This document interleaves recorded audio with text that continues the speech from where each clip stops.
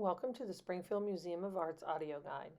You are listening to David Knapp talk about his artistic process.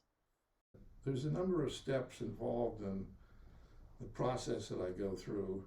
The actual painting is probably a smaller part than one would expect. In other words, being an engineer, I do a lot of planning. And the first step is to identify some factory or foundry that is interested in painting, one that has something unique to it.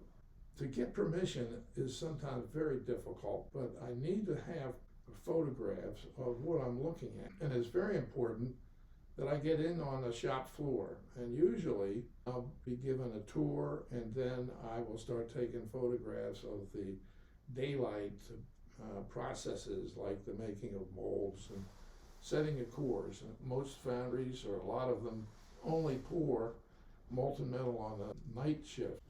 So then I'll ask when they start pouring, and in some cases it's not till 2 o'clock in the morning. I will take 500 or 600 photographs with a cell phone.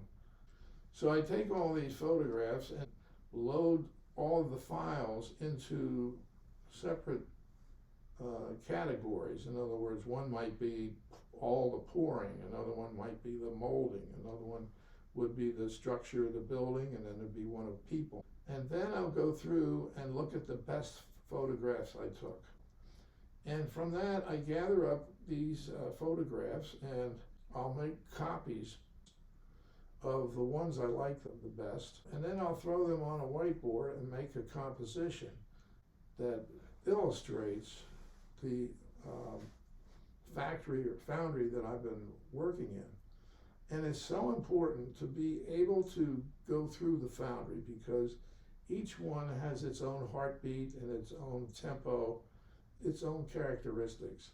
My objective is to paint the people in the foundry along with some of the products they make.